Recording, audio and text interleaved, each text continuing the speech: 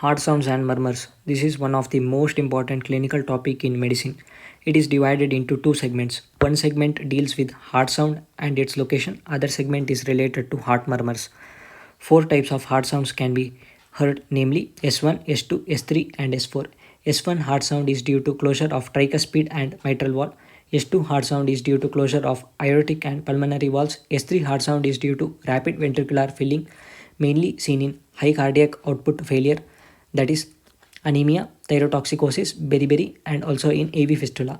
S4 heart sound is pathological, seen in HOCM. Now coming to the areas of heart sound. This is the aortic area in the right second intercostal space. This is the pulmonary area in the left second intercostal space. This is the tricuspid area in the fourth intercostal space near the left sternal border.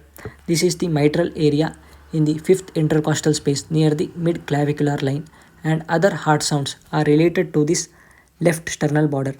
Now, this is the auscultatory region of the chest where we can hear the sounds using stethoscope, containing aortic area with its region, pulmonary area with its region, tricuspid area with its region, mitral area with its region.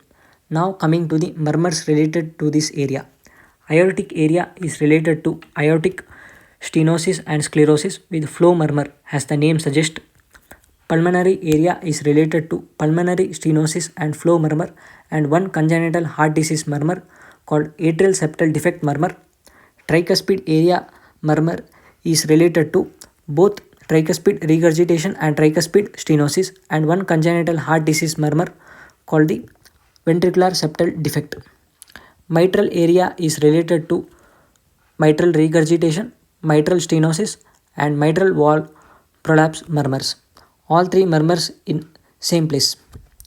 Left sternal border is related to hypertrophic obstructive cardiomyopathy murmur and aortic regurgitation and pulmonary regurgitation murmur.